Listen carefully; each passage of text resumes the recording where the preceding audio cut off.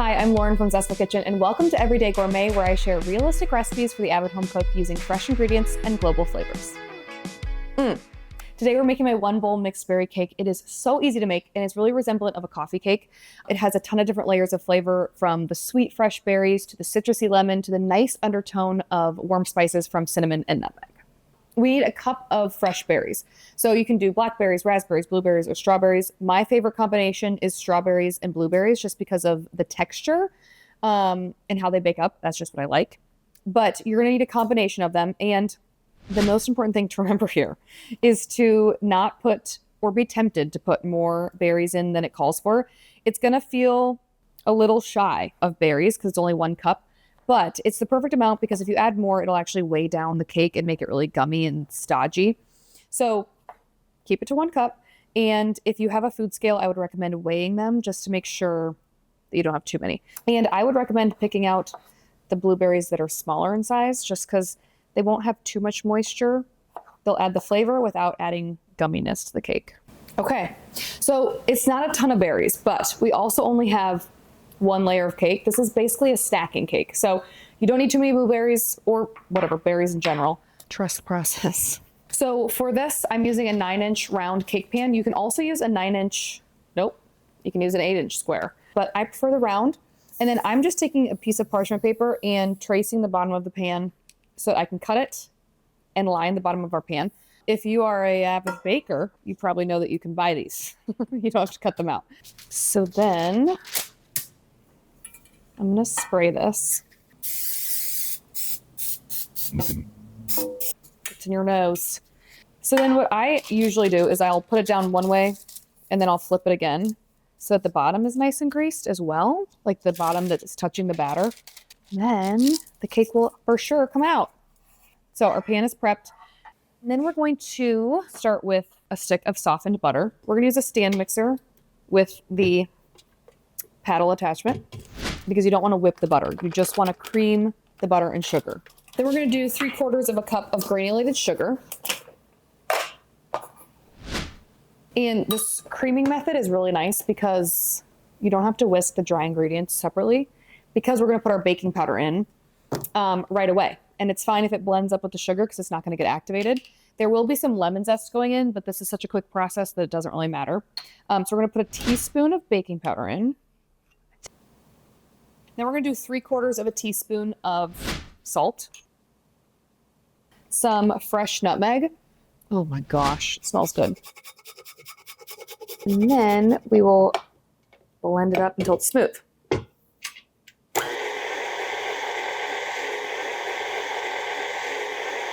going to scrape down the sides and then mix it a little bit more. Okay.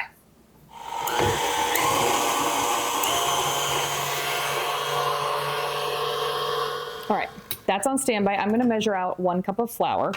We just need 130 grams, so we have that ready.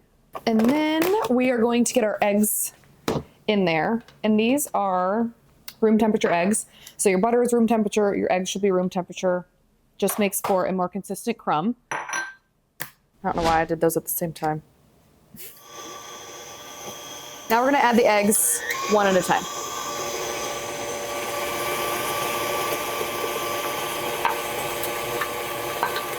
Now we're gonna add in 1 teaspoon of vanilla and then some lemon zest, as much or as little as you want. I usually do half a teaspoon, so like half of a lemon is what I would do for that.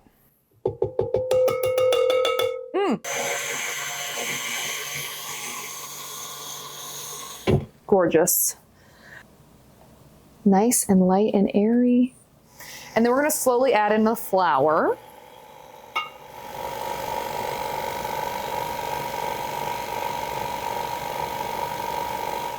Okay, we're gonna finish the mixing by hand.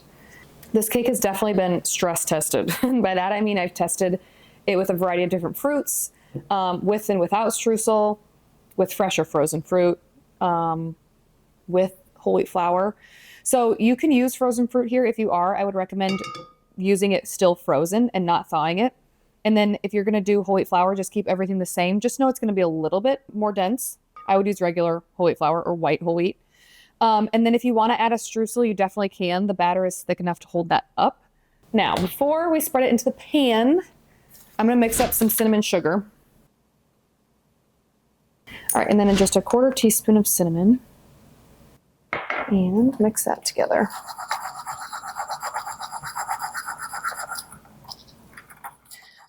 That's literally it. Now we just have to put it in the pan. So this batter is a really thick, very thick cake batter, but you need it to be thick to hold up those berries. So it'll feel a little counterintuitive putting this into a cake pan.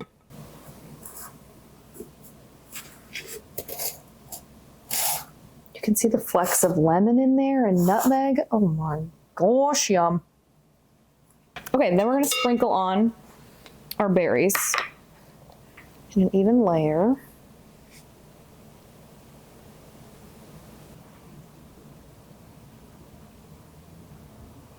This would be good for 4th of July.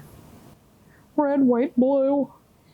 Once you have the berries on here, you realize you can't really put any more berries on here. So then I'm just gonna sprinkle over the cinnamon sugar on top. This is gonna give it a nice, sweet, crunchy top.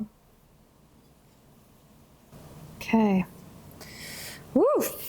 Okay, it's going in a 350-degree oven for about 35 minutes until it's tall and a toothpick inserted comes out clean. Be good to us, little lady. Yum. The hard work is over. Ooh. Our cake has cooled in the pan for about 10 minutes, so I'm just going to run a knife around the edge because it does kind of get sticky. Then I'm going to take the wire rack and invert it. Love that. Sounds great. Gorgeous. So the paper is left in the pan, which is even better. Don't even have to take it off the cake.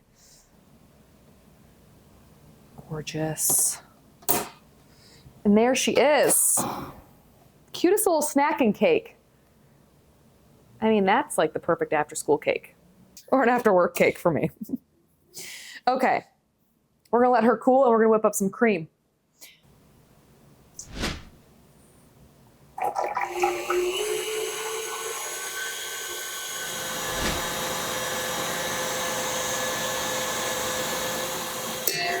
Okay.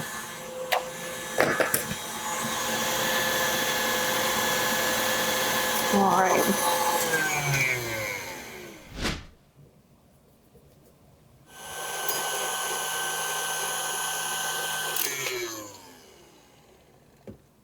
Take this off and scrape the edges with.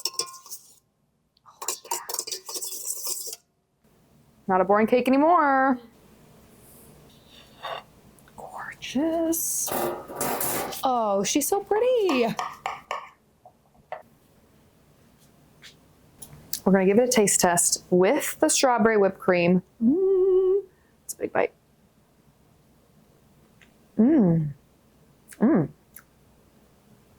There's so many layers of flavor. The nutmeg in there and the cinnamon on top make it really warm and comforting. But then you have a nice zip from the lemon and the berries are just bursting with flavor. This is such an easy cake recipe. This can be served for brunch. It can be served as a snack after school. It can be served for dessert with some whipped cream, especially if it's strawberry whipped cream. It's so easy. It's so delicious. I hope you make this. All the information on where to find the recipe is down below in the caption. It's on my website. And I hope you meet me back here next week for another everyday gourmet recipe. That is so good.